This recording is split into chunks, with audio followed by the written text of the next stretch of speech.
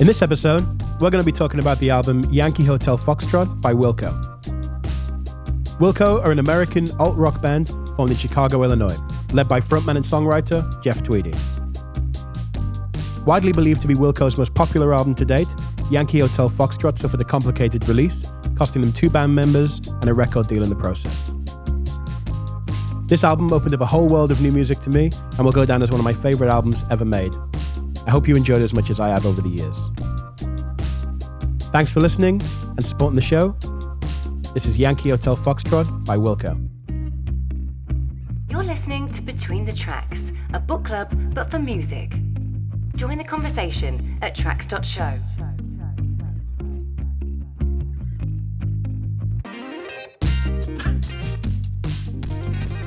We need a camera for that move. Do you know how hard it is not to say that now? Let's get one from you now. Let's bounce. Good. So deep. Yeah, it's deep, isn't it? How are we? Yeah. Good, man. How are you? We're all right, I think. I think we're all right now. We're all right. We've had a bit of a day, but we're all right. We had a proper old day of it. Maybe some good news this week. Who knows? Maybe.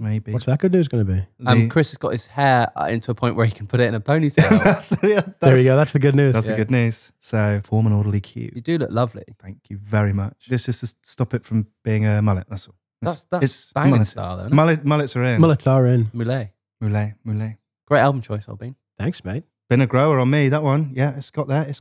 Good. Yeah, enjoyed it. Good, man. I'm keen to get into it because it's a big one for me, this. That surprised me, actually, that this was your bag. It was my bag because it was an album that opened me up to find more of my bags in the Bagaverse, you know? More of my bags. But yeah, so welcome back, everyone. This is episode 4 of Between the Tracks. This week we are looking at Wilco's Yankee Hotel Foxtrot. We announced this album last week, and here we are again, coming back to discuss it. So we hope you all enjoyed it as much as I know I did, and hopefully the guys did. We're back to you again. This was a full rotation of every member now, and we're back to Carl. We're officially back, yeah. First time. It's good to be back. It's good to be back in the hot seat. You are the hostess with the most. Oh, well, you know. Do you want to do any background on the album or anything to be touched upon? The background to the album's intense, isn't it? And I know we'll probably touch on it after a couple of tracks, but what a classic story of band versus label. Totally. I mean, we'll probably trickle that story out as we go because it's such a fundamental part of the story of this album. I guess the landscape was changing a lot as well, wasn't it? With the move into digital and... exactly. Yeah. The turn of the internet, which seems so long ago now. It's amazing to think, isn't it? Back when this was released in 2001/2002, to imagine that the internet was not even close to being much of a factor in how this all happened. Yeah. Bizarre. What a simple time. But we won't try and be romantic about it because I'm sure it was also horrible. Yeah. And we wouldn't be able to do this without the internet and all that stuff. So, you know. True. So let's get around to introductions. My name is Carl Lewis. This is Charlie Alfie B. Fowler. Hello, Carl. And Chris Bunt. Yankee Hotel Foxtrot. Beautiful. Nice. So without further ado, we've got a lot to get through. So maybe let's jump in with track 1. So this is Yankee Hotel Foxtrot. Track 1, I Am Trying to Break Your Heart. You cruel bastard. I know.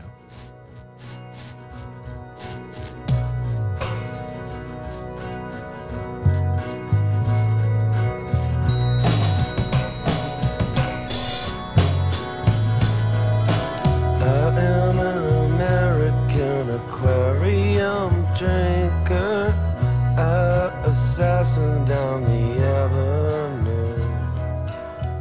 I'm hiding out in the big city. That was track 1, I Am Trying to Break Your Heart. Trying my best. In terms of the people who performed on this album, the band members at the time were, you had Jeff Tweedy, who was the singer, songwriter, guitarist, frontman of the band. You had Glenn Koch, who was on drums. Jay Bennett, who was keys, guitar, BVs, and he kind of looked after all the experimental noise parts of the album and also engineered the album as well. And then you've got John Stirratt on bass and Leroy Back on keys, guitar, and kind of multi-instrumental. A lot of the band had a multi-instrumentalist role, like for instance, John Stirratt, the bass player, did some of the string arrangements and stuff like that. But that in its incarnation at the time was the band list. Around the time, just before this album was being made, they were approached by a photographer actually, and the guy was called Sam Jones, who's an LA photographer, who contacted the band and said, can I produce a documentary about the making of your next album? And so the vast majority of the whole process of this is documented in a documentary. It's called I Am Trying to Break Your Heart. and it's available. The only place I could find it was on Vimeo, Yeah. and it was like $3.99, I think, in pounds to Mhm. buy it, and it's worth every penny. It's great. It's a really interesting watch, yeah.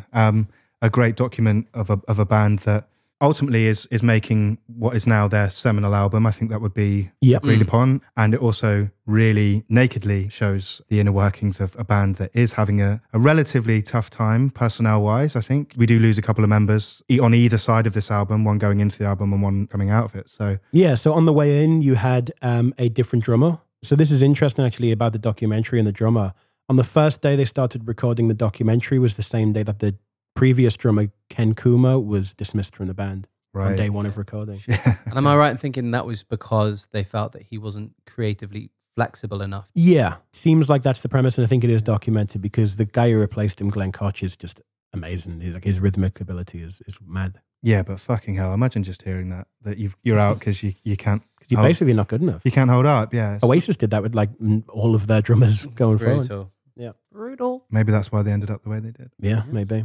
And then you had, like you say, Jay Bennett, who was, again, sacked from the band just after the album was finished. And that was because of disagreements between him and Jeff Tweedy and just their inability to work together anymore, which is so well documented in the documentary. Like you can see the start of the fray between the two of them. They have a couple of disagreements in there, and it's interesting to see. So on this track, the first things that I wrote down off the bat were sleepy, hypnotic vocal, lazy, and drunk. The drinking thing is a big part of this song, isn't it? You know, that's the opening line of the album, an American aquarium drinker, which is a cool line in itself. I think it would be perfect on the soundtrack for the film Lost in Translation. Oh, fair. The song, that film and the image it gives me and the feeling it gives me and Right. the way it's put together reminds me of this song, Okay. and vice versa. It's worth us talking about how we interpreted the general theme of the album overall, because that will be something that people can chew on whilst we go through the different songs. My interpretation of the album is that if you imagine tuning a radio, and if you were sweeping through stations on an old radio and you're getting lots of static interference and stuff, but every now and then you tune into a channel, and for that moment in time, it's very consistent. You can hear it and you enjoy it. Then you might sweep again, and in that interim is chaos and static, and then you find another song and you're like, oh, that's really good. I'm in, and you keep moving through. I love that. And the whole album to me has that feel. So all of those noisy parts to me signify signal jamming and kind of sweeping through to find the bit. And all the songs and the themes of the songs and the content matter is a lot about communication and inability to communicate in relationships, in friendships, and all that different stuff. And so that really feeds into the whole kind of trying to find patterns in the static. And I think as well that it's interesting that there are some really sweet sounding songs in here that are also masked by quite a lot of noise and quite a lot of static. And so, yeah, I mean, I'm with you on that. And, you know, when you dive into this album, when you do some research on this album, there is a lot of talk about communication or miscommunication or the inability to. God, I feel like that the proud person that like started the book club, and I'm sat there in my chair and we're all in a circle and I'm sat back like, yes, this is going very well. My students are beautiful in their words. They've blossomed. Bloody hell. They really have. But yeah, I just put, sounds quite lazy and sounds a bit drunk. What's wrong with that? Yeah, that's true. just as valid as what we're saying. But that's again, that's what a lot of this is. Some of it is talk about saying something if you could be bothered, and some of it is about drinking so you don't have to address those things. I adore the way he sings, "This is not a joke, so please stop smiling." I love that. That's for me. I can just see him trying to communicate a point, and the other person really not getting it, and the frustration, especially if he might be drunk or swaying on I almost said curbside. Then sorry, we are in the UK, on a pavement, sidewalk. Yeah, on the sidewalk. But I love that image that someone's laughing at something that he's trying to be really serious about. But, and I feel like we've all been in that situation where it's like you're really trying to talk seriously to someone and they're just smiling at you, and it's like that's the most frustrating thing. It's the most frustrating move ever. Yeah. All right, well, let's move on anyway, and we'll get back to all that stuff in a minute. So this is track 2, and this is Camera. I need a camera to my eye, reminding which lies that I've been hiding, when shackles belong. That was track 2, Camera. Love that one. that is a nice little song. That Coming out to that first one as well, it's very much a nice, happy, straight, predictable song. Yeah, I think so. More traditional, yeah. I said in my notes, I said, I find it totally digestible, as in lyrically and musically. I was just like, oh, I like this. Nice. Yeah. No stomachache. No stuff. I can do that noise again if I tried. Yeah, no, I get this one. It's like, it's nice. And again, playing into the metaphor that I'm not going to stop referencing now about the communication radio sweeping thing, is like this to me represents a stronger signal in the sweeping round in the radio. It's like this one is like very direct. It's really well communicated. The point that he's making comes across really well. And in some of the other songs where there's more noise over them is the songs he doesn't communicate as well in. So this signifies a very clean part of the album to me, where he knows what he wants to say. But then again, the song itself is about viewing things through a camera, right? So it's So there's your communication angle, or your distorted version of But something. he says, I need a camera to my eye. It's almost like he needs someone to come and look inside to see what he's seeing. But then, oh no, that's not how I hear it. That's not how I imagine it. I imagine, because later on he breaks a camera, because that, for me, that's him not wanting to deal with something or getting something wrong. He's been needing a camera to focus the direction of his. I didn't think of it like that. Because I need a camera to my eye, reminding all the things I'm hiding. Like he needs someone to look into his eye with a camera so they can see what he's thinking. And at the end, he smashes the camera because he's done with being open now. Well, like it could be that. But it could be either way. Have you got Jeff on? You got Jeff on speed dial? Let me call him. Yeah, Jeff, we're dialing you in. If you're listening, Jeff. Hello, boys. It's Jeff here. That's how it sounds. That was good. Yeah. I thought both of your opinions were a load of shit, and Charlie's was great. Thanks, Jeff. Cool work on the shortest song on the album. See you next week. Thanks for calling in, Jeff. Shortest song on the album, but I love that they stick on that chord right at the end. They're just there. They hang on it for ages. And I think that's really cool. I like that a lot. Yeah, for sure. I like that a lot.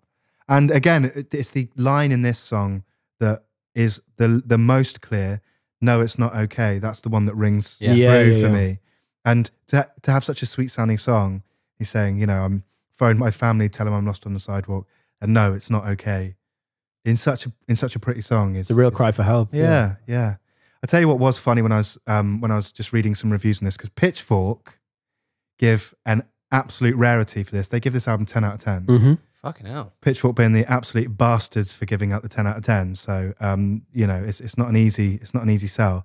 And the funny thing is on this is when they talk about this song, they say that it's comparable to the clever and precise, though now largely neglected, jazz-inflected blues rock of Dire Straits' stunning debut. And the thought of Pitchfork taking absolute dad band Dire Straits and using them as a reference point for one of their 10 out of 10 albums, I find amazing. Yeah. I love Dire Straits. I wonder if they gave Dire Straits 10 out of 10. Maybe they did. Maybe that's the thing. Maybe they're justifying Dire Straits. Random trivia then. Yeah. This could have been Charlie's fact of the week. I'm sorry, I'm stepping on your toes here, mate. What if he's already got it? You won't have it. So I wouldn't have it. Yankee Hotel Foxtrot, 10 out of 10 on Pitchfork. Aye. Since then, there has been one album that's had the 10 out of 10. Oh. Do we know what it is? Do you know what? I bet it's Fiona Apple this year. That didn't get a 10. Spice up your life. Kanye West's My Beautiful Dark Is Twisted it? Oh Fantasy. yeah, that sounds right. Jeez. Yeah, so that was the Fiona Apple didn't get a 10. It may have got a 10. Maybe the only album since Wilco. So the first 10 out of 10 after Wilco was. Oh, I see. I see. Wow. I see. So it took a while. What a dark, twisted fantasy that album is anyway. Bring that one in Yeah, if you want. it's a good one. Yeah. That'd be a good one to bring in. Yeah, we'll definitely do that one. Yeah. Something I read into because some of the songs sound really together and like they were just recorded there in the moment. And some of the songs sound like they're just random and kind of really messed up and picked apart. And I did read an interview with Jeff Tweedy where he was talking about the process and how they do things. And it's outlined in the documentary as well, if you go and watch that, where they will initially record the songs in the most purest, direct form and then tear them apart and see if there's a better way or a more interesting way they can deliver the song. So I feel like this song is probably one of the ones that was played in down the line and kept that way. Mm-hmm. And some of the other more experimental ones are the ones he's torn apart with Jay Bennett and kind of reinterpreted in whatever way. Yeah. Is that what he's talking about in the doc as well, in the documentary again? Yeah. So he says there's no reason at all not to destroy it because they own it. Yeah, they made it. They can destroy it. Yeah, and that's great. It's like almost like a deconstructed way of making a song, really. Like, you know, when you get the Buddhist monks and they make the mandalas, and they might go to certain places, like sometimes they go to the White House, set up a table, and basically with different colored sands will make this massive, like ridiculously beautiful mandala, like drawing out of the sand. And it'll be there for days and days on end. And there'll be like a camera on them that'll be time-lapsing the whole thing. And these guys are there all day, every day. They go away, have a couple of hour break, come back and do it. It takes them days to make this amazing thing. Once it's done, they just wipe it off the table. And it's that, like, it's to teach impermanence and that material things don't last forever. What lasts forever is the beauty in creating or whatever like that. And so him saying that we made it, we can destroy it is kind of what they're showing as well. It's like, yeah, you can make something beautiful, but it's yours to destroy if you want to. That's very cool. Well, I didn't think we'd talk about Buddhism No, today. not did I. There you go. But delete all those podcasts that we got before. Let's just have a one at a time Yeah. sort of deal, shall we? Yeah, well, why not?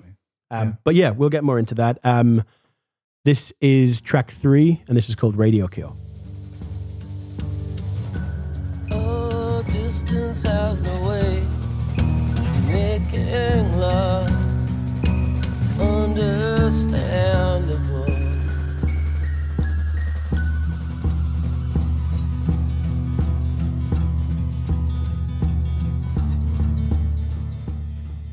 That was track 3, Radio Kill.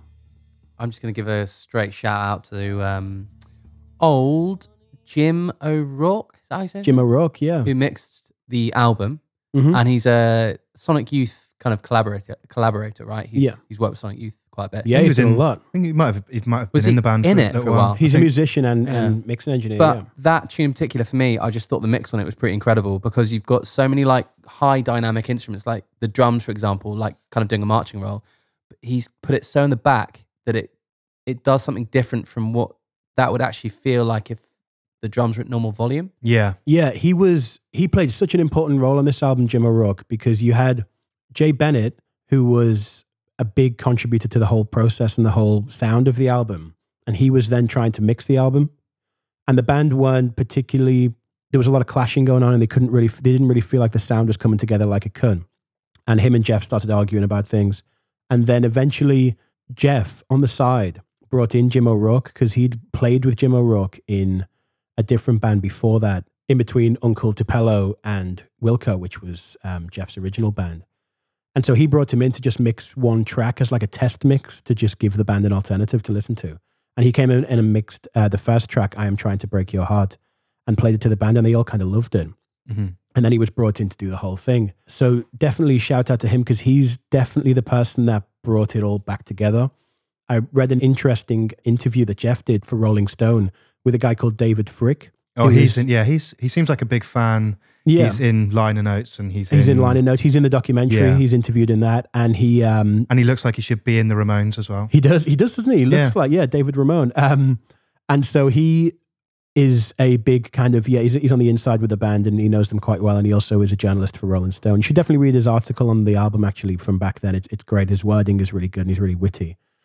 And in that interview, he talks with Jeff about mixing the album. And he says, by the end of tracking, so he's talking about how he picked the songs apart and ruined them, as we talked about in the last segment.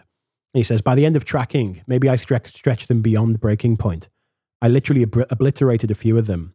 Then the final process with Jim O'Rourke mixing, I was using his fresh ears and expertise to pick through stuff and bring the songs back into focus, into sharper contrast with the noise. It was like writing a book in yellow on white paper, trying to put it back in black ink. Flipping out. Yeah. So Jim was really important, man. Yeah. But it seems like, and correct me if I'm wrong, in that documentary, it seems like Jim O'Rourke appears a bit further down the line after because they all engineer the project themselves, essentially, for the most part. But it seems like some of the way that it was being engineered was causing a bit of tension and they needed the outside ears of someone like Jim O'Rourke to tie everything together. It seems like that by that point, cracks were starting to show. And Jim O'Rourke seems like he knows his way around ambient music and noisy stuff. Mm-hmm. And I mean, that's a hard task to be given, is to be like, can you come in and mix this album? We've tried and we want someone to come and do it, and getting given that.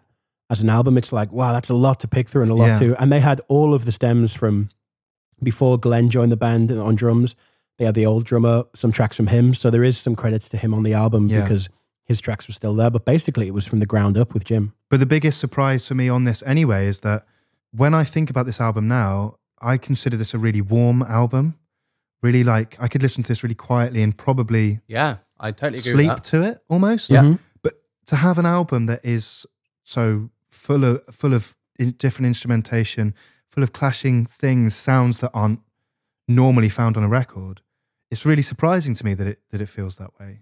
And it only gets warmer after having listened to this, 6, 7 times or whatever. I've got such a fact that I wanted to say for later. It's Go not for it. It's not even a fact, but I think I know why that is. Why? I think the thing that underpins this record, Yeah. like nothing else, is the acoustic guitar. Yeah. And I think shout. if you change that up for electric distorted guitar, it would be a completely different album. Like more abrasive. It'd be a And much it'd be more abrasive difficult, album. yeah. It'd be more difficult, but things would be sharper and it wouldn't let things shine. And like his vocal a lot of the time is that kind of sleepy, melodic tone. And I feel like the acoustic guitar just gives room for everything. It's an anchor point, It's isn't an it? anchor point for Yeah. the It really whole holds album, I everything think. down. And everything rotates around that. Yeah. One of the lyrics I wanted to pull out of that, my favorite lyric in the song. I don't go too much into lyrics with Jeff Tweedy because of how much he's explained the process, in that they don't necessarily mean too much to him and he allows people to read into it themselves. And so I'm not going to bring his lyrics in and say this is what he was writing about. But what I love is in the chorus, you've got, oh, distance has no way of making love understandable.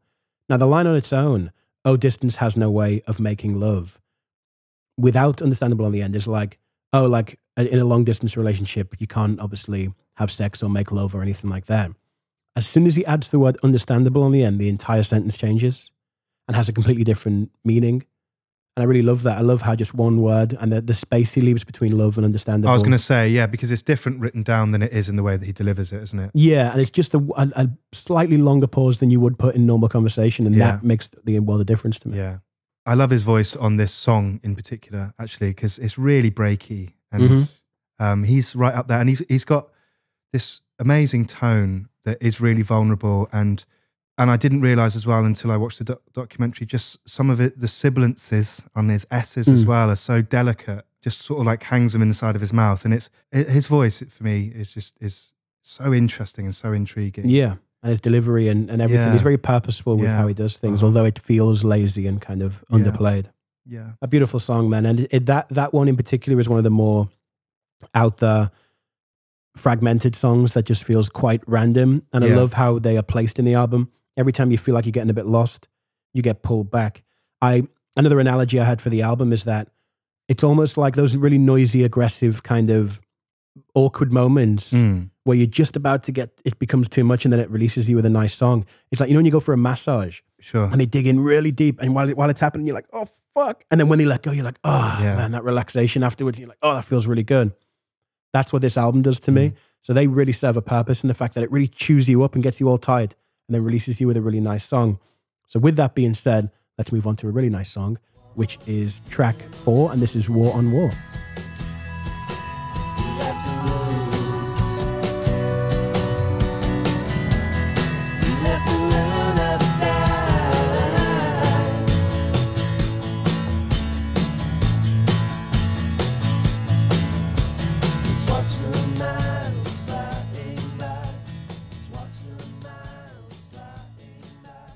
That was track 4, War on War.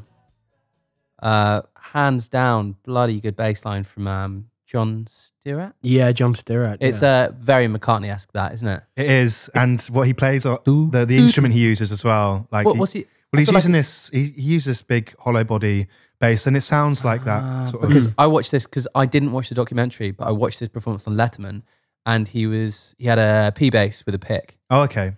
And we watched it earlier on Tiny Desk, which is where Chris might be getting that reference from, the acoustic version. But just really cool. I love that bass line. It's great, and it's weird because with that bass line, like you say, we were watching the Tiny Desk earlier, the very first Tiny Desk. If anyone is going to go back and watch it, we'll link to it. And it's really good. Like when they start the song, it's just Jeff on the acoustic, and he plays just the normal chords. And then the second guitar comes in with a slightly harmonized chord, and it sounds good. But as soon as the bass line comes in, the whole thing wakes up, and it almost sounds like a totally different song. It's so bizarre how the context of the bass drags it into a totally different space. So, like, it sounds really good on that. That's a good example of it. It's really nice and light. It's just like bubbling around the place, I think, isn't it? That's its purpose. Yeah. Yeah. Just going to pipe some of that song into my ears. Sorry. Not too many beers. That's fine. I actually can take or leave this one, really. Oh, yeah, it's really pretty. There's some nice things in there, but substance-wise, it's just it's not for me. I put again, it's very digestible and it's more on the pop side. And I think it is like it just cruises along this song. Yeah, And it does. I mean, Hits it all the right notes. was it the first and only single? First and only single, yeah. That actually surprised me when I found out as well. This doesn't sound like the single for me. I mean, maybe through the looking back through time, this doesn't You seem can look as, back through time. I can, yeah, I can. Through the internet. You got bloody Bernard's watch or something? I got Bernard's watch. No, he doesn't. Is that what he does? No, he pause fine. He pauses time. Bernard's watch. Bernard will be listening as well. We'll just continue talking over each other all the time. Good luck on that one, Carl, on the edit. Thanks. Contact tasting, testing, tracing. Sorry, carry on. Cheers, Bojo. The little eyes are real. He looks fucked. Fucking- Have you seen him at the minute? He looks knackered. No. He's like a dumpy bag of fucking sand with a load of for anyone cat who- shit in it. or For anyone who something. doesn't know what we're talking about Boris Johnson, the British Prime Minister. I for some reason I can never get over the two things that I just find incredible is when he got stuck up that zip line. Oh, yeah. Yeah, which is just amazing. With the two If flags. you should YouTube that, anyone who hasn't seen it. He's got two British flags and he's stuck on a zip line halfway through. We'll link to it. And the other one is when he rugby tackles someone in a football game. Oh, and it's like a kid. It's just a kid. And he absolutely spoons this kid. And he can never, like, whenever he's got to pronounce anything during a conference, he can't do it. It's so good. A massive Contact tasting, testing. So good. bag of shit. Bag of shit. Yeah, but this surprised me as the single. Yeah. So I was saying, I was looking back in time, and Sorry about some of the other songs there don't seem like as much of a gamble for a single. There was this big fuss over this being inaccessible and worrying the label, wasn't it? This song. Well, no, Oh, the album, sorry, yeah. The album anyway. But I think there's other songs that are accessible, and something that I would have chosen as a single over this one personally. I guess we should top and tail the label situation because the album came up against a lot of struggles in its creation and inception. So yeah, do you want to take that explanation, Chris, of what went on in that world? I can do my best, and then you can tell me when I get it wrong, Carl. If you I would never do that. No, please tell me if I get it wrong. Okay, I will absolutely. So do I that. guess it starts That with bit's the, wrong. Stop it. So I guess it starts with the band being on Reprise, Mhm. who are a subsidiary of Warner, the Warner Music Group, WMG. Time Warner Time at Warner. the time, at the bought time. by AOL. Yeah. Okay, thanks very much, Carl. See, thank you for correcting me. Sorry. So they're on. Sorry. So they're on Reprise, they're funded to make the album. I know that Jay in the documentary says they're given $85,000 to make an album and left to their own devices. They haven't got anybody leaning over their shoulders as far Sounds as like I the can. fucking dream, doesn't it? Can Here's you 85 imagine? big ones. Can you imagine? Do what you want to do. Why don't you just go up in your loft and just spend as long as you like making an album and with 50 guitars on your walls, all that sort of stuff. Anyway, so they make the album. I guess eventually get Jim O'Rourke in after having engineered everything themselves as well. So they're making everything at their own pace. Complete the album, send it off, get nothing back. I guess chase it up, and when they hear something back, they are not happy. This Reprise. I think they're a little straight, maybe for the concept of the album. Perhaps maybe it's a bit out of their field. Maybe. Yeah, from what I've read, it was the ex-president of the label was a big fan. So the president that was a big fan of the band left, Mhm. and it was passed down. It was basically passed down the chain to some A&R guys. One of them is called David Kane, I believe. Yeah, was or David Kahn. Yeah. Khan, sorry, who was the head A&R for them, and then it was Mio Vukovic, who I think was talking to the band about their angle and their approach, and was just like, guys, this isn't doing it for us. Which Yeah, is they hated it. yeah. So nuts. So they've got to that point, and then I think are politely asked to leave Reprise. Yeah, out the following- back door. They Yeah. were just like, Yeah. so it was given to Reprise. Then the A&R didn't like it. The band said, well, they went back, and I think the way Tukovic described it was that the vocals sounded too masked, was what he said to the band. The band couldn't make any sense of that, so they just pushed back saying, well, we're not changing it. So Yeah, he's bloody wrong. The vocals are sick. yeah, so they sent it back and was like, listen, we're not changing anything unless you give us some real direct input here. Obviously, Mio, just being a normal A&R executive, passed it up the chain to his boss, David Kahn, who said, if you're not going to do it, then maybe we should just leave this relationship here, because they were a lot of money in the pot, into the pit, sorry. And then for them to then go and promote it, because at that point on the album, they were $200,000 in the hole, not just from the recording, but just from everything in general. And being so far in the hole, they weren't willing to put any more money in. So they're like, maybe we just cut our losses and let this go. So they terminated the contract, which is a real shame. It's crazy to think that something like that could happen after all of that money going in and then just disappearing. So the band moved away from the label. They agreed to go their separate ways with it, and eventually ended up putting the album onto their website and streamed it for people to hear. Only temporarily, then it came back down, and the band eventually penned a deal with a label called Non-Such Records, who were a subsidiary of Warner, which is really interesting because when they separated with Reprise Records, their lawyer at the time managed to build in a clause where they could take away Yankee Hotel Foxtrot with them. And I think that cost like an extra $50,000 for the buyout. And that would essentially mean that they came away with the album. So they turned up to a new label with an album ready to go, to a label that loved their music. And basically the label gave them a massive advance out of Warner's pocket. So Warner paid for the album over and over and over and over. And that is a success in artistic integrity. Wow. People. Quick ice cream break. This is a funny one because I read None Such Records as Noonie Such Records, which is Noonie Such. Yeah, and I was like, wow, what an interesting label name. Just like a good friend of my mum's, when we were younger, we always wore DC shoes, and DC Shuko USA. That's what the whole brand's called. My mum's friend pronounced it DC Shakuzas. So I've always called DC shoes DC Shakuzas. So, boys, can you put your DC Shakuzas on? That's great. Is that really all? Oh my Shakuzas. God. Shout out Sally C. Shakuzas should be shorthand or longhand for shoe anyway. Shouldn't get your Get Shakuzas your on. Shakuzas on. Amazing, isn't it? Anyway, I've got one more point to make before we move on. And I read a quote from Jeff, and he said, in relation to this song, you have to accept failure. You have to learn to die. It's a mad thought we hold on to failure so hard, but it's inevitably part of life. And I thought that was, you could directly relate that to their album being completely shunned from the label. That's really interesting, yeah, because in the documentary, they seem to take it really well. Like, considering they've just had the rug pulled so hard and the dream smashed in front of them, they take it really well and they come back stronger. And it's just, yeah, that's a really, really good point, yeah. Let's all have a chew on it whilst we move on to track 5, which is called Jesus, Etc.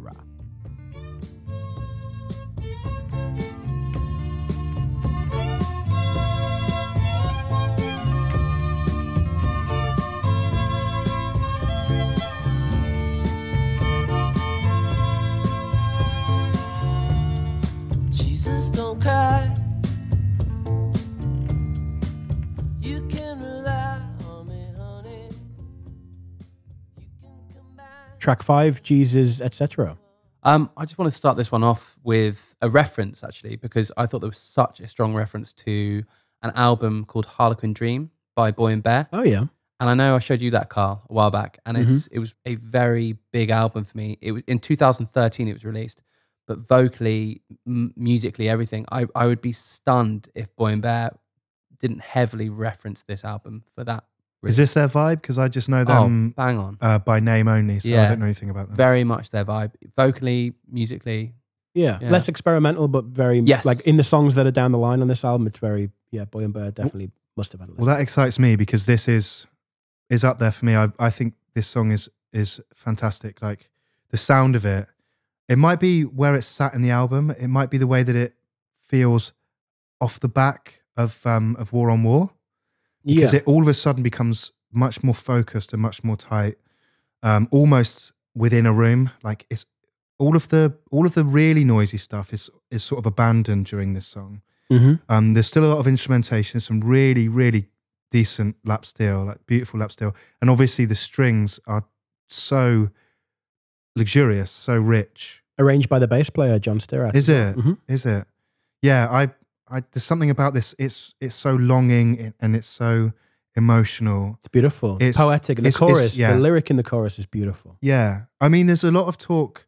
So this was supposed to be released on the 11th of September in 2001, wasn't it? It was slated for September 11th of that year, wasn't it? Yeah, it was supposed to come out right on 9/11, yeah. Yeah, and some of the lyrics really, especially on this song, I mean, there's other places in the album, but it really alludes to some of that stuff, which is really, really freaky. Yeah. It's so freaky. And I suppose that's what you were saying, Carl, as well. Like, in terms of Jeff said that his lyrics are totally open to interpretation, but so many websites, so many people are like, this is creepy. Yeah, patterns and randomness. I mean, look at the album cover. I don't know whether you've looked at the like Twin Towers, the artwork for it, but it's the Marina City Towers in Chicago is what it is.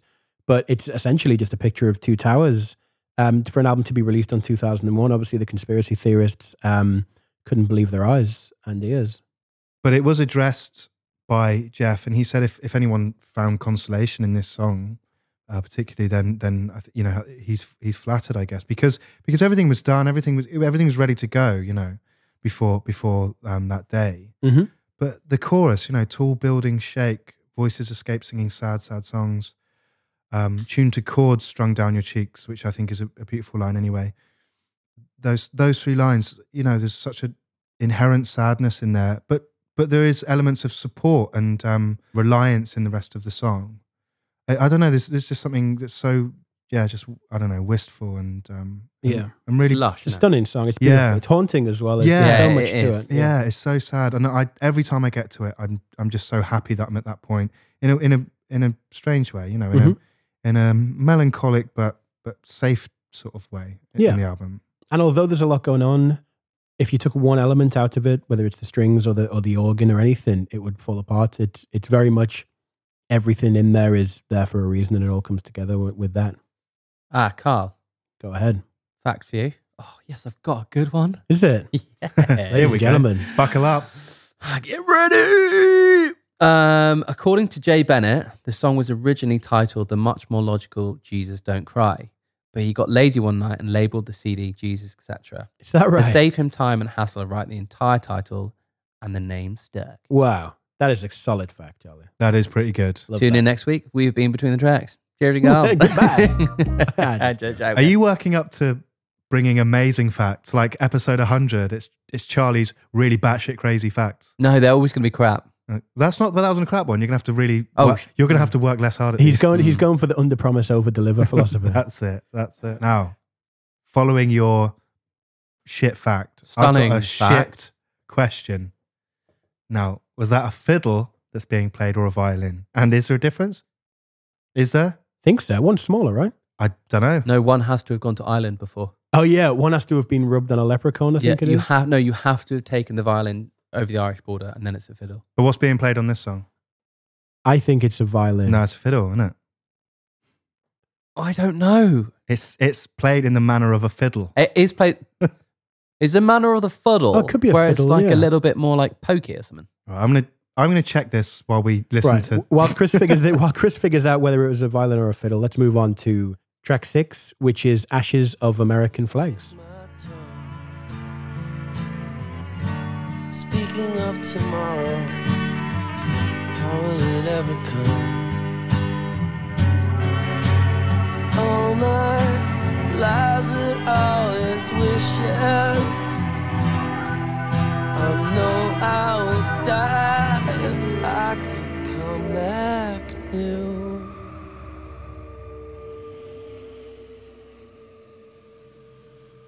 Track 6, Ashes of American Flags. And my favorite song on the album. Wow. Yeah, man. Beautiful. Up there for me as well. Beautiful. Okay, right. Sit and cry to this Here you one. go then. This is funny because I thought you were going to shoot me for this, but you can't because you're from there. I put down as a reference Beatles. Okay. Yeah, Right. You know what? Actually, the kind of dreamy kind of bit of it. Yeah, All right. man. Yeah, I'll give you that. Bit of Strawberry Fields in there. Yeah. Fair enough on that. There you go. I like it. It was another Modest Mouse-ish song for me. Have you got shares in Modest Mouse? I know. They've come up. Well, that's come up a lot. But look, I said this to you, Carl, and I haven't talked to you about this yet, Charlie. But this podcast, even though we've only done 4 episodes, I keep finding these links between all the albums that we've done. No. Yeah. Do you want me to explain? Are we like, without knowing, like part of the bloody, what's it called? Illuminati? Yeah. Possibly. I don't know. Maybe one of us has maybe one of us has got a membership, and it's just like, by association. Can I explain what they are? Can I just do one thing, live on air, between you and me? Go on. Number between 1 and 100. 3, 2, 1, 73. 64. Ooh, Good. Yeah. Okay, we're all good. What's Cheers. this? Well done to you. No, what it is the first 2 albums that we had Snail Mail and we had Manchester Orchestra. Now, on both of those albums, and we didn't mention it in either of the podcasts, which is a bit of a shame, both of those albums contain a song that was recorded in Simlish, right? Yeah. The Sims language, okay? That's weird enough, off the cuff. That's a really weird thing. Next. Any chance of an impression of Simlish? Parganese. Okay, that's all right. Yeah, go on. I mean, that's one of the lines in the Snail Mail version of Pristine, right? So those 2 are linked. Then the next 2 albums, Prince and Into This Album. First of all, Prince performs on the Muppets, yeah? Yeah. Then on the documentary, Yeah. Jeff Tweedy talks about meeting the Muppets, right? And now the Muppets are everywhere anyway because they're on Disney Plus and stuff, right? Yeah. So that's another thing that's linked these 2 albums together. And then also, there's a comedian called Fred Armisen, right? Yeah.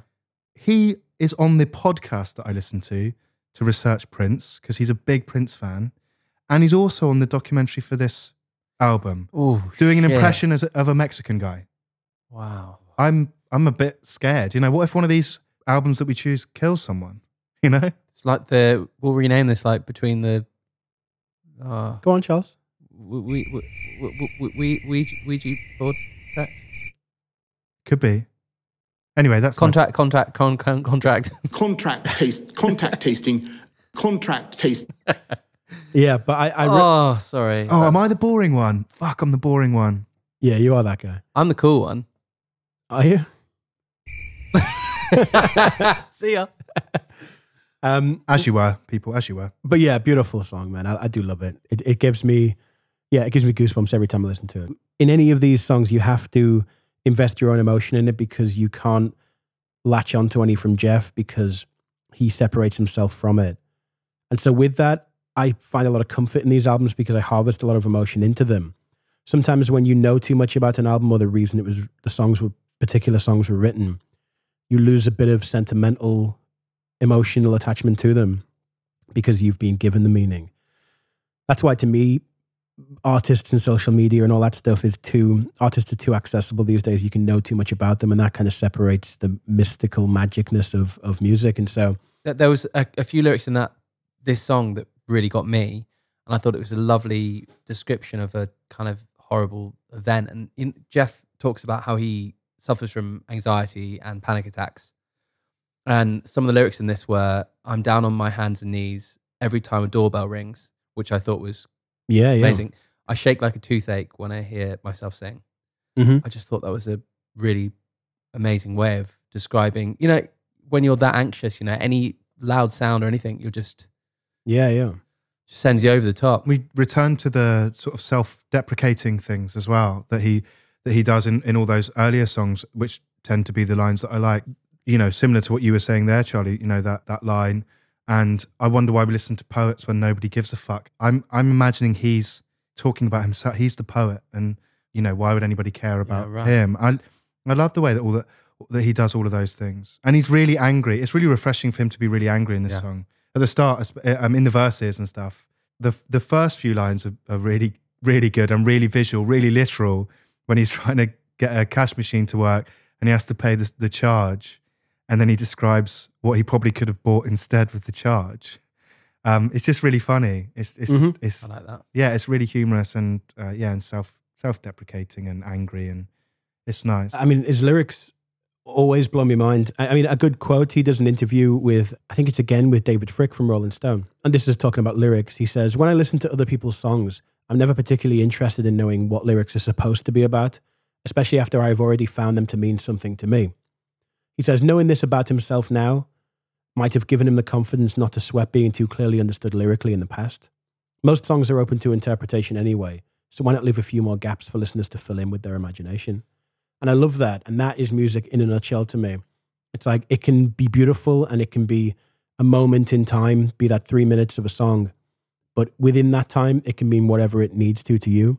And knowing too much about a song can ruin that. It can emphasize it because you can have some form of empathy from a hero or an artist. But a lot of the time, the reason music is so therapeutic is because you're investing your own emotions into it and hiding little parts of your life. And that's why music breeds so much nostalgia. When you listen to a song from a long time ago, the emotions harvested in that could be youth, could be a particular relationship, could be a particular emotional state. You get vacuumed back to that time when you listen to it again in the future. And that's the beauty of it for me. And that's why I love his lyrics, is because they're so random that you can find meaning in them and they become little kind of seeds. So yeah, I do love that about his writing. Tell you what, that's a beautiful little, that's irrefutable, me old bucker. I appreciate that, man. Let's move on to a nice upbeat track. This song does have a bit of a story about it lyrically, so we'll get to that in a second, but this is track 7, Heavy Metal Drummer.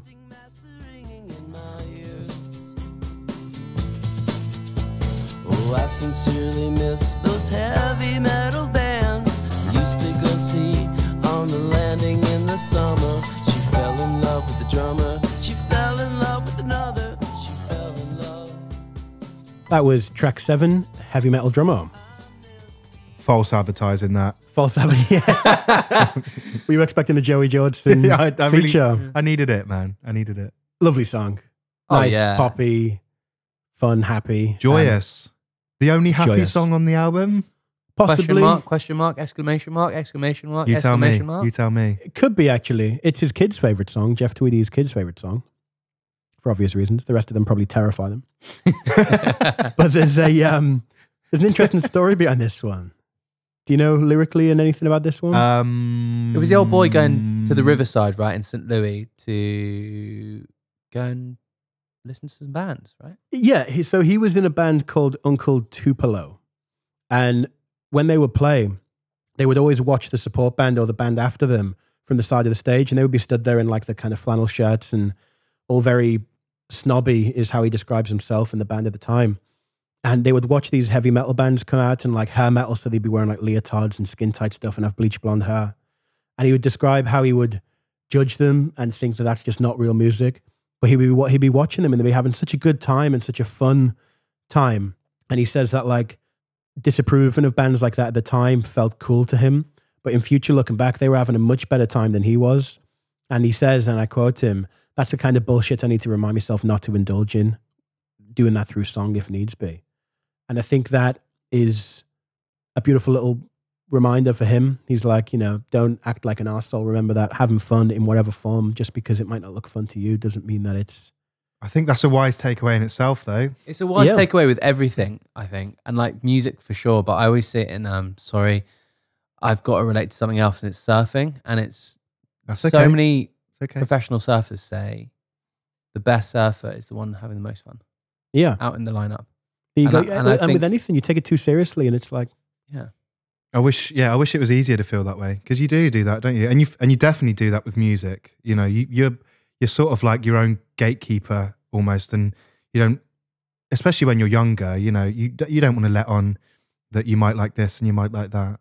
Well, this album really signified that for me, actually, because the guy who showed me it, up until that point, I was a rock guy. It was 90s grunge, or it was alternative rock. It was kind of more the heavy stuff, and it was very much a nutshell, and anything other than that was uncool, or was indie shit, or was modern crap, and no one's making any good music anymore, and the only good stuff was in the 90s, and we need a movement. But you were still heavily into Bewitched at the time, weren't you? Of course, secretly I would have a Sony Walkman, with Bewitched's greatest hits on it. Perfect. But yeah, that definitely does signify that turning point for me, this album. Jeff Tweedy did describe this song as being the sweet yearning for an innocence that has passed. Does anyone else have anything else on that track before we move on? I think we can go into the next track, and I love the intro to this next track too. I put on my notes, fuck yeah, the intro. Then fuck yeah, the intro from me too. Let's fuck go! Yeah, the intro. This is track 8, I'm the Man Who Loves You.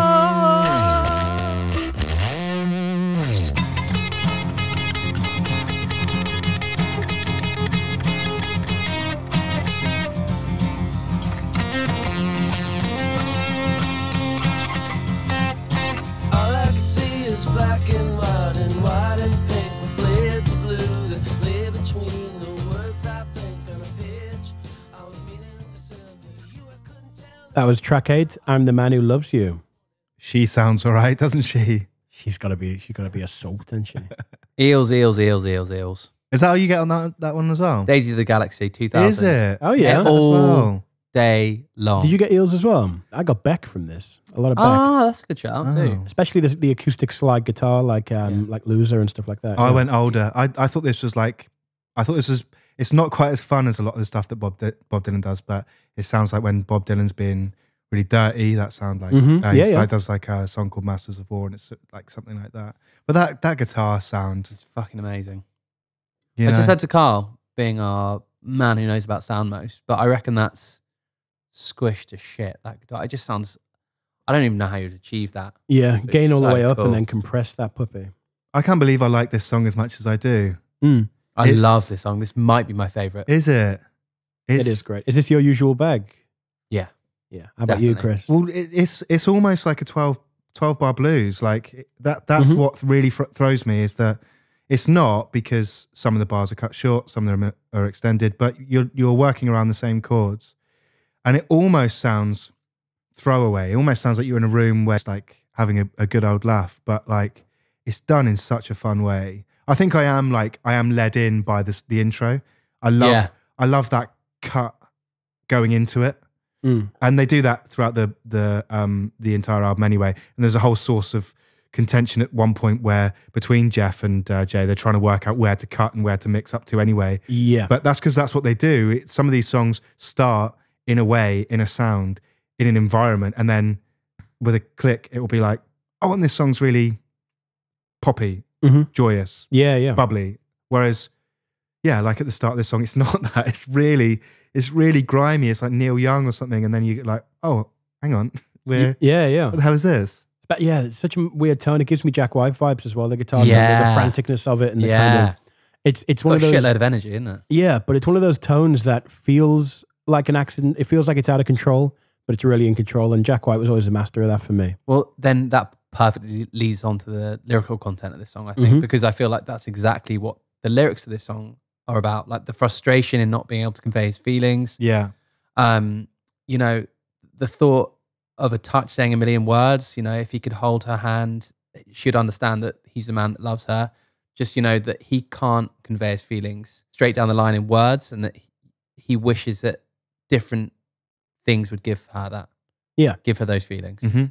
And I talked about prosody the week before. Yes, you did talk about prosody. There's even in the guitar solo there, he kind of fluffs notes, but I don't know if it's not a fluff, but he's intentionally playing wrong notes. Yeah. Which I think like shows you like frustration and everything, which I feel like the track's full of, even though it feels quite joyous. It's a really good point, yeah. I feel like the guitars are like, ugh, fuck. Well, all the lyrics anyway in the verses are about not being able to get ideas across, not being able to write them down.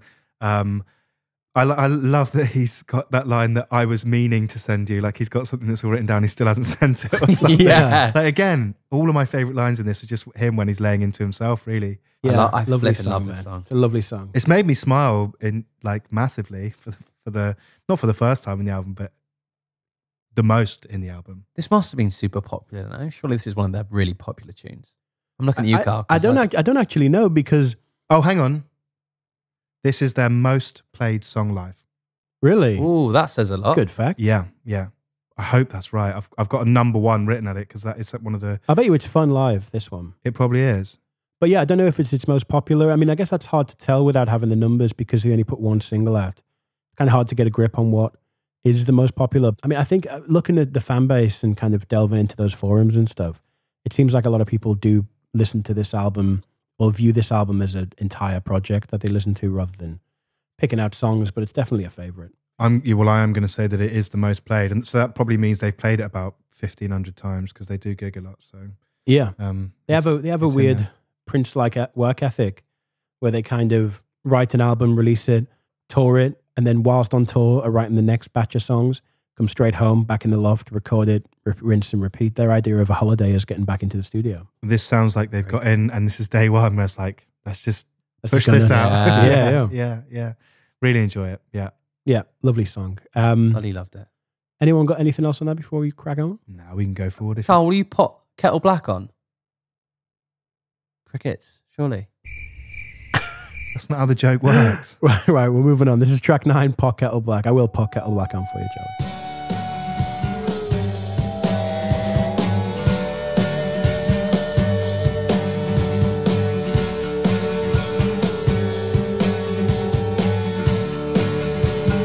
Crazy lights, rockets. Where's the magic wand? Empty out your pockets. That was track 9, Pot Kettle Black. Do you know what the definition of that saying is? The definition is something you say that means people should not criticize someone else for a fault that they have themselves. I like that you've bounced back from last week not knowing what ducks in a row, getting your ducks in a row is. And here you come back. No, I had to look that one up. The comeback kid with the idiom speak. He's come back. Did you have to knowing all look up Pot Kettle Black? Yeah. it's Did you not? So you say it's like No. it's like pot calling It's- kettle black. Yeah, it's like the pot calling the kettle black. Yeah. Right. That's like, if I was really cool, right? God, you And then wish, I bet you wish you were. you called me cool. You're like, oh, you're so fucking cool. Yeah. Then I would be like, well, that's like the pot calling the kettle black, mate. Because you're also cool, but you'd normally do it in a negative way. Right. And we're, Another- we're not cool. I'm even more confused now. I literally started off with like, yeah, guys, you know what this means? Now I'm confused again. Did we just listen to a song? Oh, we did just listen yeah. to a song. We listened to Pot Kettle Black. That's a nice little number as well, isn't it, actually? Lovely. All of once you get into the second half, it does actually land some big tunes. It does, yeah. And that's such a weird thing because they don't front load the album.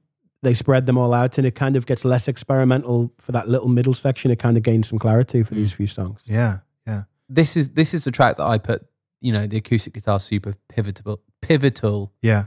Contact tasting. I said that the acoustic guitar was super pivotal. Contact tasting. Don't you dare move your hands from that button, Carl. You want to try again? Right, third time. This song is the one I said the acoustic guitar is super. Contact tasting. It's super pivotal to the album because I feel like this song could sound a lot heavier if it wasn't played on an acoustic guitar. Yeah. Yeah, definitely. Thank God. I got that. It is that acoustic is the anchor point. I'm going to use anchor as a segue, right? So I did some looking into the name of the album, Yankee Hotel Foxtrot, and found this website linked by a fan somewhere down the line. And it was a link to all the marine nautical flags and their meanings. So each one obviously has a phonetic letter, alpha, beta, whatever, and Yankee Hotel Foxtrot. And each one of them has a meaning to it. So like the call signs over a radio, if you said a particular letter in phonetic, it would send a message. And so Yankee Hotel Foxtrot in this list of nautical flags means Yankee is I am dragging anchor. So like I have a problem. Hotel is I have a captain on board. And Foxtrot is I am disabled, communicate with me. No. Yep. That's Wow. what it is then. There you go. So that I've not seen that anywhere. I had to dig down deep for that one. Mate. So yeah, so it's really interesting. I'll link to that in the show notes. If you go have a look through that. It's really cool. That is good, mate. That was doing my head in not knowing what that meant. Yeah. Whether that is a stretch and that's just drawing connotations, who knows? But Who cares? It's fucking cool. Man, There that we is go. that is some good research. well, thank you very much. I did think this song sounded amazing in headphones, like listening to this before having spoken about it. The voices, and I say voices, but it'll be Jeff multi-tracked or whatever. They sound great alongside the guitar as well, but they sound really, really close to you. He's clearly right up against this microphone, and some of the guitar sounds as well are so satisfying. Oh my God. The guitar part after the line, a string I never strum. I literally straight up my arm shot up goosebumps, which is, we talked about the other week and I think it's quite rare on first listen, but I was like, oh, like it really got me. And I know it's played a few times in the song, but that guitar line is very, very lovely. Yeah, it's really, really, where it's really placed pretty, as well. It's amazing how instruments can do that, isn't it? Yeah. for sure. In terms of what I heard in it, though, as soon as I'd heard it, actually, I heard two things. One would be interesting to you, Carl. One, I actually heard a Smashing Pumpkins song in this one. Oh, go on. There's definitely a Please. song that begins similar to that. I'll have to dig it out, but I don't know what it is. But more so, it was The Cure. This has got The Cure sound all over it. Yeah. Friday I'm in Love. Yeah, maybe, but Ah, I'm just thinking if that is the right song or not. gotta be. Maybe. I had a out there reference for this one in terms of songs that it reminded me of. Mine was the Pina Colada song. Pray tell. Whoa. So in the verses, the way he delivers the lyrics, the in the Pina Colada song, you've got like a one-night recording from a favorite song. It has the same kind of throwaway phrasing at the end where it starts to climb down. I see. We'll put it in the playlist. If anyone thinks I'm an absolute buffoon for saying that, let us know. If anyone thinks you're an absolute Boris Johnson about it, we'll let you know. Contract. Yeah, well, there you go. So that was my reference. My But reference was Atomic Kitten, The Tide is High. So Very similar also. Yeah, we'll pay the bangles for that. we'll put that in the playlist. That'll be in the playlist. That'll be Charlie's contribution to the playlist. Finally, my favourite line of the song, I myself have found a real rival in myself. So another real self-deprecating, self-analysing lyric. I've got all this stuff highlighted in purple here on my document. And what is it with me here? Shout out Prince. Yeah, the Prince effect. Give us the hour. He's still got it. Still got it. That's better this week, actually. Yeah. I was been practicing. I was doing it all week last week and I was worn out. Should we go on to the next song there, Carl? Yeah. So let's move on to track 10, which is called Poor Places. He takes all his words from the books that you don't read anyway. His jaw's been broken, his bandages wrapped too tight. His fangs have been pulled, and I really want to see you tonight. Okay, that was track 10, Poor Places. Receiving loud and clear, Carl. Oh, Receiving. gross. Now that is an interesting song. And are you guys okay if I get into the whole deep, dark, shortwave radio Kone thing? man. You've just defined the term, the Yankee Hotel Foxtrot terminology anyway, so you may as well do this one. All right then. Well, so during the war of the cold variety, You bloody little Noel. there was basically these transmissions which were called shortwave radio transmissions, which is a really interesting phenomenon because no one has ever claimed these as being transmitted by them. So you can go and look into what shortwave is and look into what these number stations were doing. But basically, there were transmissions and they were believed to be countries and governments communicating with deployed spies by using codes that were transmitted over shortwave radio, intercepted. And the thing about them is they were completely untraceable. So you could tune into them, receive the message. No one would know who's received it and no one would know where it came from. So back in the Cold War, that was used quite a lot. And the Kone project, or the Kone project, was a group of people who basically intercepted those recordings, took all of the static out of them and kind of decoded them into audible recordings. And in that song that we just listened to, Poor Place, the band sampled one of those recordings, which is a repetitive transmission of Yankee Hotel Foxtrot, which I did bring in with me for reference. So this is what the original Kone recording sounds like. Yankee Hotel Foxtrot. Yankee. Which is fucking terrifying. Oh, that literally scares the shit out of me for some reason. So it's a whole 5-disc recording. There's like hundreds of these songs, hundreds of these recordings, sorry, and they're so eerie and so spine-tingling. No one's claimed them. Like the ones in Czech Republic are still happening now. They're still transmitting now. No one knows where from. No one knows for how long. They're just still there. That's sent a shiver up my spine. Yeah. Just the sound of that against. There's Hang such on, a they're phenomenon. still going on the Czech The Republic. Czech Republic ones are still going, and no one knows where to find them to turn it off or anything like that. So in the Czech Republic, you can tune into that. yeah, and it's still happening. And there's hundreds of them. You got them in Japanese. You got them in hundreds of different languages. So They were used everywhere. And I went into this website and down this rabbit hole, looking at all the machines that would interpret them. And some of them were built into briefcases. So like a spy could be walking with a briefcase, and inside it is a receiving shortwave machine that they could go into like a hotel, open it, turn it on, intercept a message, close the briefcase and walk back out. So it was kind of really super interesting, man. I'll link to all of that crazy stuff for anyone who wants to dig down on it. Oh. The record label that claimed these recordings was a label that was called Deal Discs, I think they were called.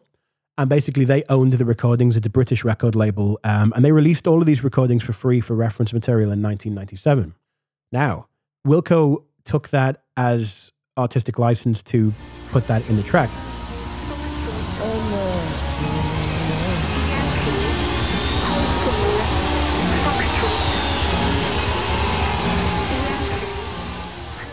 Which was all good and well. However, Ideal Discs sued Wilco for the use of this recording, and Wilco settled out of court with them. Basically, they paid them royalties from the track and also paid their court fees. So all their legal fees were covered, and they paid some royalties to Ideal Discs. They can't use it live anymore, but it could remain on the album, and that was all kind of dealt with. But that whole shortwave thing is a rabbit hole to go down, man. It's crazy. I'm not sure. I don't think I want to do that. It is one of those things where you look over your shoulder when you sat at your laptop looking at it. It's so weird, but I will link to it because I'm sure there's some people out there who find it interesting. But yeah, that's where that sample at the end of the song came from. And that's where my whole perception of the album, the tuning in and out of frequencies and things becoming clearer and unclear, and the name of the album and all that stuff is all tied into that theme for me. Like you're going down this rabbit hole, sat in your scrubs in bed, and you're like, fuck. Going out to the kitchen, getting some tape and put some tape over the camera. Over the webcam. Like, fuck this. Putting a tiny tinfoil hat on. Who's watching me on the other end of this? Shit. Get this tape over this. Oh, God. Have you guys done that before, the old tape over the lens? No, I'm not. My life isn't deemed interesting enough to be spied upon. Yeah, I'm not precious enough. And anyone who is, like, all me conspiracies neither. about people being like... everyone who's terrified of like, oh, well, the other day I was talking to a friend about wanting to buy a mattress, and then suddenly I was getting advertised mattresses on Instagram. It's like, you're not that special. They're not listening on a microphone and translating that into advertisements. You've probably just been on a website that has a Facebook pixel on it and it's showed you some advertisements. Get over yourself. It's not that important. Whoa. And you know what? If they are, and you're concerned about your privacy that much, go download a Tor browser or something. But I quite like it, man. If I need something in my life and it's very conveniently advertised to me on Instagram, great, man. Thank you for saving me the journey from going out of Instagram into Safari. It's a load of bollocks. So I like it, man. I'm happy to be fucking sold to. You're right, mate. You're right. Everything Sorry, all right? I had to just get that one off my chest, though. Don't know where it came from. Oof. All right, so you accept the cookies. That's fine. Yeah. Allow all is You're my one of those thing. guys that allows all. This should have been the Allow All Fine. Cookies Don't worry podcast. about it. And so... Stay tuned for Carl's new podcast. Allow all cookies. Allow all cookies. You can basically call me up. I'll just sit here with the phone and you can just call me up and try and sell me stuff that you think I need. You can be broke, absolutely broke after it. So moving on from that, like I say, I'll link to all that stuff if anyone wants to go through it. All the kind of noisy parts of the album and all of that experimental stuff is mostly attributed to Jay Bennett, who after the album was finished was sacked from the band essentially by Jeff because they just weren't getting on. And that in itself is an interesting story. Does anyone want to take the Jay Bennett side of things? I mean, I would just say that what surprised me when I was watching the documentary is that the disdain for him seems really quite apparent, but I think that's just the way that the documentary is framed. And having watched the documentary and then found out a little more, I at least feel like he's done a little bit of a disservice in the documentary, perhaps. Like, I understand that he's coming to the end of his tenure at the band. He's sacked, right? He's although he does say that he was going to leave anyway. Him to the punch and he was going to leave anyway. That's what they all say. Well, I guess they do. But what surprised me as I went through, reading a bit more about Wilco as a band is that Jay brought a lot. I think now the very little I know about Wilco is that I think Wilco and I think Jeff Tweedy, even as little as I know about Wilco, I know that Jeff Tweedy fronts that band. But it sounded like Jay was a little bit bigger than that would suggest. I read about him being compared to John Lennon against Jeff Tweedy's Paul McCartney, for example. He co-wrote every song on this apart from track 1, 7, and 11. Right. Okay. Well, so it was definitely a mutual thing, and he was possibly done a disservice by the documentary, but the documentary also did show how difficult he could be to work with. It makes me feel a little squeamish. Yeah.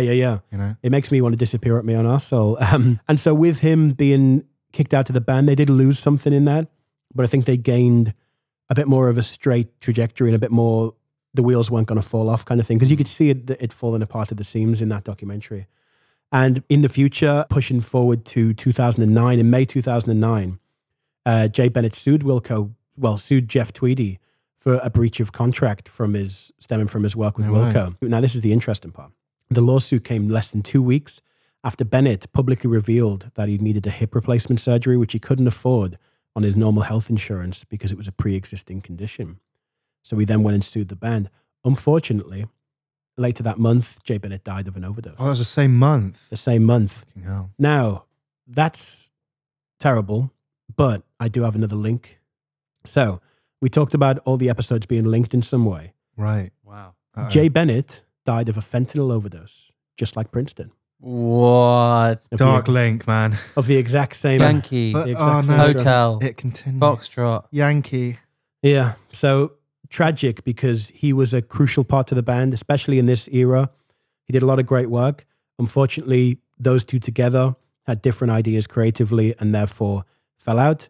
But for the time, they were two kind of storms coming together, creating a piece of beautiful art and drifting off into the distance. I'm thankful for that whole partnership, and it's a shame of the way it ended. But such is life and such is the world that we live in. So let's move on to the last track on the album, which is track 11, and it's called Reservations.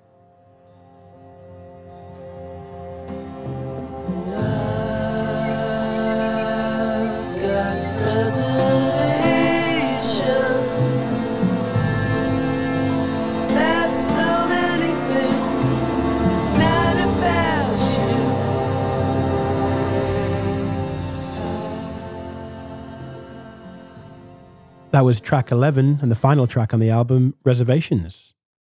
I feel there's like a lot to talk about with this song, but just to start everyone off with a nice fact. God, I've got loads of them today, actually. You've been full of factoids. Flipping out, and you guys will like this one. I have got for you where the band's name I already know that originated one. from. I know what that is. Yeah, Oh, yeah, well, me too. Well, it's Wilco, and it's Will Comply. Will innit? comply. That's fine. That's fine. Thank you for tuning in today. It's between the tracks. Cool. Anyway, On you get then. song's good, isn't it? It's beautiful, man.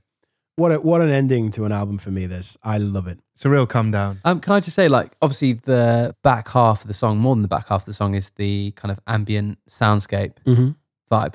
I felt like this album had the ability to kind of evoke other senses that you don't get from just listening to a song in its kind of traditional sense of like the whole soundscape nature of it did other things to me. It kind of painted a different picture, and I felt like it gave me time to digest what the album was all about and what Jeff was trying to say. And I just felt like that soundscape was my time to process everything. I love that. Yeah, I same. love that. Yeah.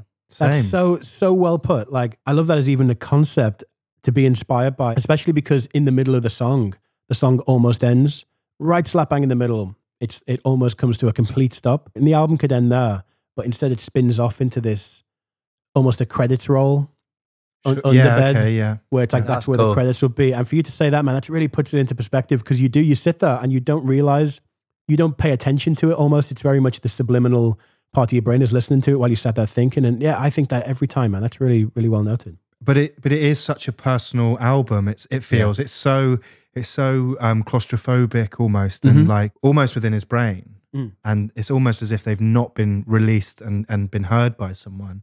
So to have that decompression is really useful. And I'm so glad you said it, because I'd never even thought about it like that. Yeah, it's the afterglow moment where it's like the album gets put to bed and then you sit there. And normally after, like, if I listen to a full album in headphones or on vinyl or something like that, at the end of it, there's a period of silence where I'm just sat there like, wow.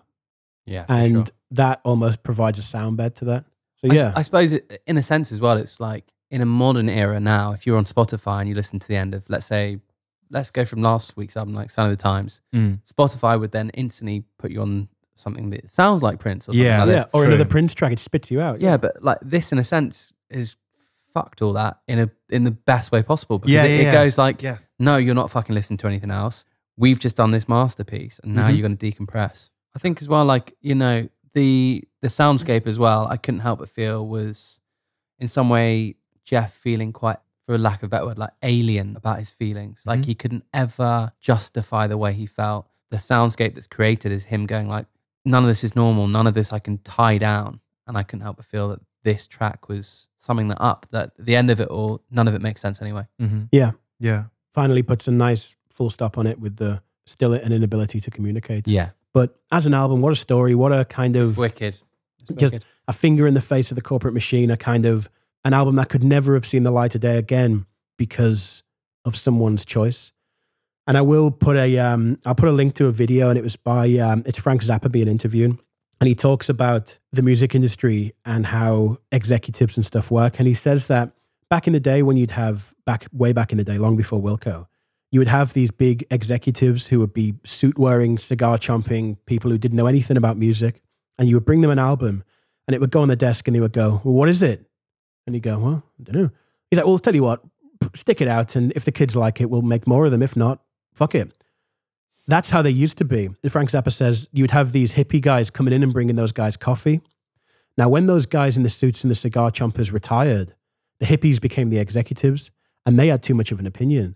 And they became the gatekeepers of the industry, saying, oh, well, we don't like it, so the people aren't going to like it. So at that point, the industry became bottlenecked down to the tastemakers of the industry, and it still is to this day. There are people who gatekeep the industry. And imagine how many albums don't see the light of day or didn't see the light of day in that period of time because of one person's opinion, be it the A&R on this record, or be it anyone else. Fortunately, nowadays, for better or worse, we have direct access to distribution. We can put music out there and anyone can do it, which is great. But back then, it was really difficult, and it almost kills me to think that this album could not have seen the light of day because of the opinion of one A&R in this world. It is a mad thought. That's so mad. It is a mad Well said, It's Cal. sickening. Yeah, thanks for it. I'm looking forward to gestating with this. Yeah. It's not an easy listen within a week to then talk about, because every listen I gave it got better, and it got a bit more rich, and Definitely. it got a bit more familiar, less uncomfortable. But I did find it an easy listen. On the flip side of that. Isn't that funny? but I felt like I needed to go further and further and further and further into it. So Every listen, you've picked something else out. But, if on first listen it's really good and you enjoy it, great. If you did listen to this album and couldn't really get it, save it off and give it a few more listens, because I do feel like you'll get to it, or if not, at least be able to appreciate how much of a beautiful album it is. for sure. Nice one, Carly boy. A good choice, Carl. Thanks. I appreciate it, lads. No, I really enjoyed hearing your thoughts on it as well, because I don't really get that one out much. So yeah. So we'll leave it there on Wilco, Yankee Hotel Foxtrot. Thank you very much for listening through that, and I hope you stayed with us. Hope you enjoyed it. Hope you had some insights that you might not have heard before. We are between the tracks. It's a book club for music, so we will announce as we finish this episode next week's album, which will be Chris's album. And if you want to go away, you've got a week until next Monday to go and have a listen, digest the album, get any questions, comments, theories, thoughts that you want. Send them to us if you want in a comment or a voicemail. We have a Patreon set up now. We don't want to put ads all over the place, so we just kind of reach out to the community, and if you enjoy what you're listening to, feel free to throw us a quid or something like that in the jar. So yeah, we've got a couple of beers in. We've got Lagunitas, which is a Chicago beer, which we're drinking. So cheers boys. Cheers to Wilco. Cheers to Jeff Tweedy and all that lot. Rest in peace, Jay Bennett. Thank you for all of the amazing work that you did on that album as well. Mm-hmm. And yes, so next week is your choice, Chris. It is. Do you have it with you? I do. Right. I have decided to go for an album that I've not yet heard at all. It was released last year, and I wanted to do something British because we've not done anything British just yet. And it is going to be the self-titled album by Lianne La Havas. Oh, Nice. fuck, yeah. Of last year. Yeah, I know a little about her. I know some of her songs and some of the places she's been featured, but I really don't know anything about the album. It's been reviewed incredibly well, and I'm looking forward to having my first week with it alongside you guys. So hopefully we'll enjoy that one too. I'm excited for that. Nice choice. I'm really excited for that one. Mm-hmm. Nicely. Get on, boy. There we Cool. go. So there you go. Go away and have a listen. Let us know what you think, and meet us back here same time next Monday. And we'll be going through Chris's choice, which is Lianne La Havas' self-titled album, Lianne La Havas. Thanks as always for tuning in. Thank you for supporting the show. Thank you for listening. Feel free to share it amongst your friends and help us get a few more people in the party. My name is Carl Lewis. This is Chris Bunt. See you in the car, Carl. And this is Charlie Fowler. Cheers and gold! See you next week. Thanks for listening to Between the Tracks, a book club but for music. Written, produced and presented by Carl Lewis, Chris Bunt and Charlie Fowler. Intro and outro music by Ross Chapman and Samson Jatto. Artwork by Jim Hurd at Twin Fin Design Co. Thanks to our friends at Sennheiser for the support. If you've enjoyed this album and can afford to buy it directly from the artist, links have been added to our website.